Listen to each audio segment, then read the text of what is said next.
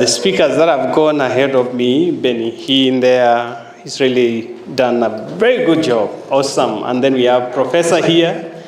He's spoken to us. And we found the panelists here when I came. And they really delivered a lot of things. And whatever everyone was speaking here resonates a lot with me. The reason I say that is you've heard I work for MasterCard Foundation. It's one of the largest foundations in the world at the moment, and works with a lot of young people like you. We have scholars who we do a lot of scholarship programs with them, and some of them might be, I don't know whether there's anyone who is part of our scholars team, or someone who has also been part of the Wings to Fly. That was our flagship program, the Wings to Fly, with Equity Bank, with the Equity Foundation, and we've worked with them, and we've seen it grow, and many other scholarships across the world. And the reason I say, I'm just trying to say this, is how we value the young people. And every single day when I wake up and when I just get involved in my work, I've interacted with young people. They are the young people who make our hearts beat as a foundation. We have a very ambitious target of 30 million young people in Africa, the portfolio that I cover, in 7 countries at the moment, but across all the African countries, to see 30 young people gaining dignified and fulfilling work. What a joy to see those ones. And you can imagine if 30 million get good at dignified job, how many more young people can be able to benefit? And when I talk about young people, it's exactly what the Young Leadership Forum is talking about, of between up to the age of 35 years. That's the target we've been looking at. And it's really good to see a lot happening across the continent, including our country, Kenya, being part of it. And I hope all of you who are here will continue doing what you need to do. I was asked by Dr. Jen to come and just share a few nuggets because she couldn't. My wife has also passed apologies and extended heartfelt apologies to each one of you. And she asked me to come and just speak, so I'll be very brief because there's a lot that we've been able to learn, and I don't want to repeat. Actually, some of the talking points I wanted to say, some of them, he actually spoke about it, and I would mention which one. And part of the other ones was also spoken about by Fred Ogola. So a big appreciation for those who have gone ahead of me. They make my work easier, so I won't be able to repeat a lot of things. And also reading the mood we need to get finishing. Like I said, I've worked in Africa, and I've worked in Caribbean. Worked in places where some people look at me as a young person and say, why would you even imagine going there? And I want to speak about my first opportunity that I got when I finished college. Like most of you are finishing, you are going to get an opportunity. How can you thrive in that opportunity as a young person and get to where, the examples you've been able to hear here and some of the things that we've had. When I got my first job, when I left college, it's not what actually I went to study for. I am an alumni from Nairobi University, and I studied Bachelor of Commerce. But my first job was a development job. I got a job when microfinance, which is now has evolved to many things, became now like, it was actually a loan, they were calling it microfinance loan scheme. They were trying to emulate the work in Bangladesh. So I got involved in that. And that, when I got that opportunity as a young person, I was not even posted where I wanted. I didn't get the opportunity of where I wanted. I was thrown somewhere. But one thing I was determined was, I want to make a difference. And that opened an opportunity for me to make a difference. That time I was young, not married to her, but we were dating then. And then when I went to that and I met the people I was to work with, I was to work with communities in a small village, in villages in Karatina and other places in around Nyeri, Kirinyaga, and all that. Those women, I saw them every single day as a young man. They gave me the motivation to work. They gave me that opportunity to work, and I loved my job. And because of the commitment I had, it took only 6 months. 6 months you're given just to learn the work, and then you are promoted, or you are confirmed. I was promoted within 6 months, and I was working in Kenya Women Finance Trust. KWFT, for those who know, KWFT Bank. That's where I started my career as a business development officer. Then I went on, within 6 months, I was given an opportunity to be a manager. And my leadership journey started, whereby I was able to lead teams as much as I was working with the clients. But it didn't stop there. One thing that I was determined is to continue to flourish. And I had to discover myself for me to get where I was. And one of the things that I just want to mention with that journey was a critical thing that also Benin mentioned about self-awareness. Knowing yourself to lead yourself. I think that is what I call about self-awareness. Knowing yourself to lead yourself. Because if you don't know yourself, anything can lead you. But I had to know myself to lead myself, and that helped me develop my journey. Fast forward a year after that, an opportunity opened. And where do you guess my career took me? Somalia. I went to Somalia, and I went to do the job that I do most, working with communities. And I was posted right in Hargeisa, in the northern part of Somalia. And when I went there, again, I went now more of a senior level as someone who is now managing the program or the portfolio that was there. And I gave myself everything that I wanted to do, because I wanted to see how I can be able to grow. But there is another thing that I learned as I went through that I needed to, now this was a new challenge, because I had to work with many people. I had to work with communities. I had to work with a group of staff. Before I had a few, but now it's quite a lot. And with teams, there are so many things that you learn with the growth of the teams. So I had to learn how to be empathetic with the team, how to lead. And some of them is baptism by fire. And this is a new culture as well. It's cutting a new culture. I'm working with Somalis. I'm not working with Kenyans. They will not understand sometimes even what I'm saying and some of this. And there's a lot of adaptation that I had to do. But the one thing that I learned, I needed to be empathetic with the team. So when I talk about empathetic, I talk about understanding others to connect and inspire. And that's exactly what I went on learning. And then it didn't take long before another opportunity came up. And mind you, one of the interesting things about my career, and I tell people, and they wonder, it's more of an ideal career that we talk about, because the job that I applied for is my first job in Kenya Women. All the other jobs I've gotten is through connections and networks. I never applied the job when I was going to Somalia. Someone called me and said, "We heard you did a good job somewhere. Can you come? We talk." I was somewhere in town, and I called her. I told her, there's someone who has called me. I've never met them. There's this white man called Todd Bruce, who has called me. He told me to go to somewhere along Riverside. They have an office. He wants to talk to me. I landed in. He said, we know, we talked to someone who referred us to you. We want to send you to Somalia. That's how I managed to go there. Before long, someone called me in Somalia when I was there after 2 years, said, we know you. We had somebody has given a good reference. We have a program and we have a challenge. And that time it was in Liberia. What had happened in Liberia? That time, Charles Taylor, who was the president then, had been kicked out. And they left the country. And the country was in shambles. And they needed people who understand development to go and support in terms of developing the whole country.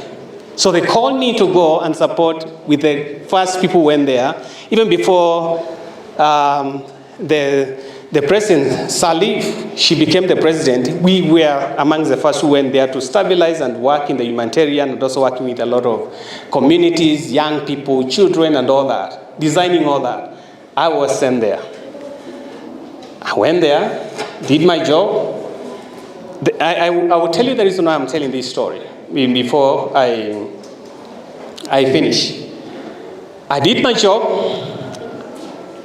Before I left, I met this guy, and I like now some of the illustrations that were given by the speakers ahead of me, who came and asked me, you came here as someone to support in terms of the work that is going on. There is something that we are looking as an organization. Do you have that information? I saw an opportunity. I graciously sat down with him. I gave him all the information he wanted because they wanted to work in certain districts in there. But I had all that first information because I was there for many months and I knew how the dynamics works and all that. Then I left. Then that time I said, I can't stay anymore. Liberia is very far. By the way, from here to Liberia, a direct flight is almost 9 hours. From here to Liberia, 9 hours. So, and those times, there wasn't a lot of connectivity. It's only Skype was coming, but it was not really, it was very difficult to communicate with my wife and the children. And my daughter, the firstborn, who is in college abroad, she was barely a few months. So I said, I cannot stay anymore, I have to go back home. So I decided to leave the work, I came back home. And then I met this team that we were working, and the friends I developed there, they said, they sent me bye-bye, and then I came. I landed, and the first week when I landed, I get a call. I remember I was in church with my wife. We had gone for some meetings there. I left the church and I picked this call. It's coming from the US. I said, who is this calling me? Then he said, we got your reference. We want to send you to northern Uganda for a program there. And that's now opened a door from nowhere. But what happened is a connection, the networks that I did. So networks are very important. The social capital that the other speakers have spoken about is critical. You see how it managed to make pathways for me, even other places. And it didn't stop there. I left Uganda, came back to Kenya. Someone also reached out to me and told me, there's an opportunity in World Vision. We need you. Come. I did my years, decided to leave because I wanted now to do something else. But that something else is someone else who had talked to me to say, we want to send you to Haiti, where our soldiers are, where our police have been sent. That place is brutal. It's not a country that, when people say Haiti and you hear the police are there, is very rough. And I went because of even a bad situation, the earthquake. The earthquake happened in 2010. In less than 56 seconds, over 250,000 people were dead. Buried completely. And I'm going in such a situation to work and support communities and also do a lot of redesign of the programs which were there. I went. It was very dramatic. It was traumatizing. I think the people say you need a counselor. There, by the time you're leaving, it's so traumatizing because one, people are flattened in buildings. There's no need of removing the debris because the people say, just let them die. There's nothing we can do. And that's the work, the trauma and the work that you're going through, plus many other people. I did my work and I said, for some time, supported the program there. But before I left, the guys that was working, they said, we are not letting you go. We want to send you to Ethiopia. Those are the experiences you're hearing. And the story went on until, I don't want to narrate all the others. But the latest one where I am, someone, I don't know, I kept on looking for where the foundation found me. But someone called me and say, we have heard about you. Do you want us to speak? And the speaking went on and became now part of the foundation. What am I saying? Two things, I just want to summarize that story. One of them, because others have been spoken by the speakers ahead of me, is about stewardship, one. And the other one I want to talk about is empowerment. Those two. Because the others were covered by the speakers and I don't want to repeat myself. One of the things that I've discovered in my leadership journey is it's important to empower yourself first. If you're not self-empowered, you cannot empower someone else. You start with yourself. As a leader, how do you empower yourself? What do you do to make you relevant in the context that you are in? We were talked about all these examples the other speakers have given. But I just want to challenge you again. You need to empower yourself. For myself, I knew my areas in the development. What did I do? I went in, read books, connected with people who are in that sector, understood the terrain and every new thing that is happening in that sector. And when you ask me anything about development, I'll be able to give you all the details, because that's an area that I know and where I want to thrive in. So whatever you want to do, how clear can you be able to give a story about the thing that you are good at, or the area that you're in? Like you're a leader, and maybe there's an area that you're focusing on. Let's say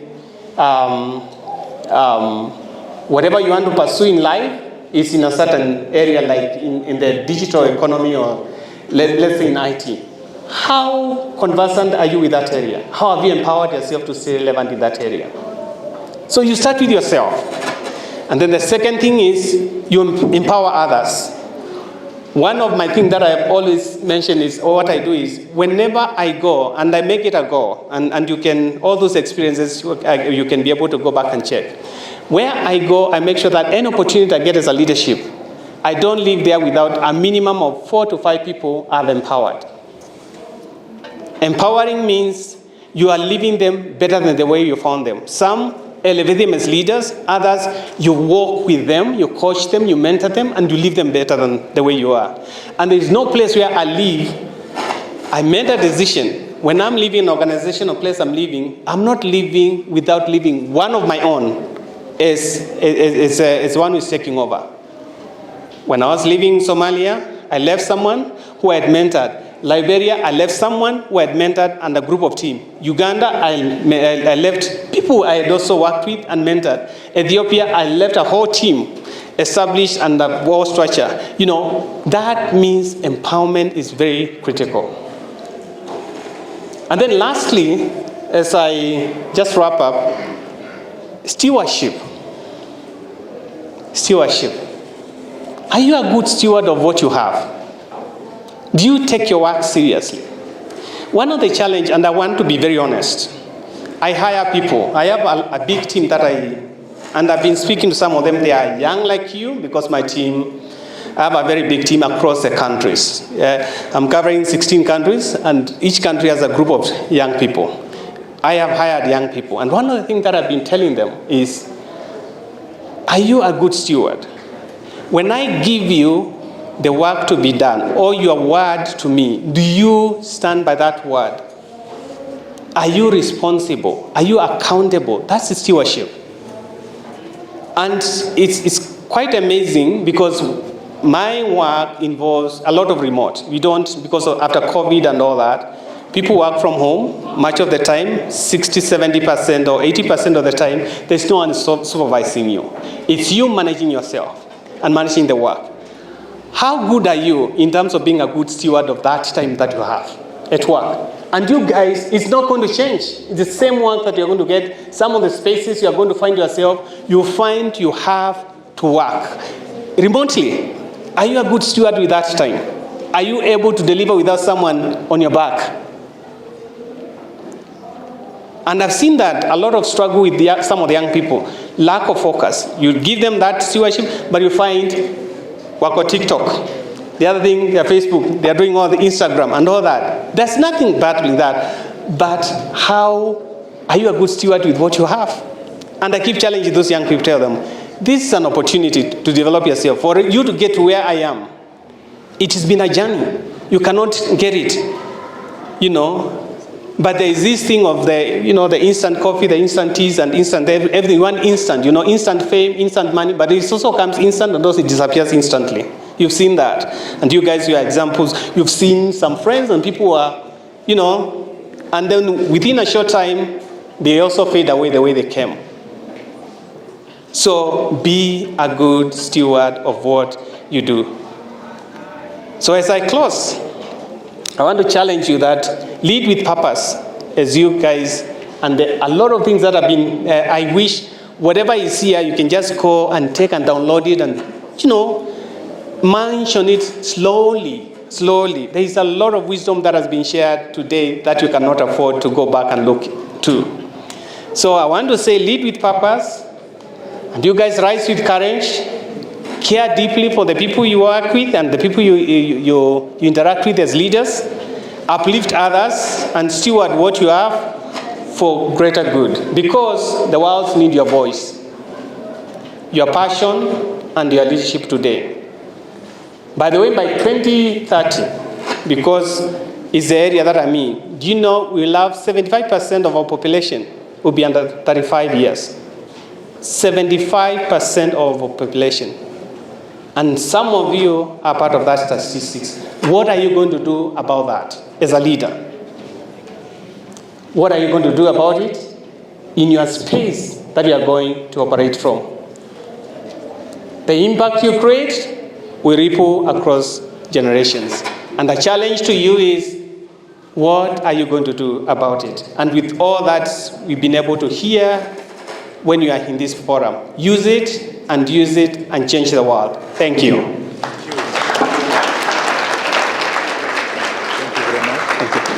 Thank you very much,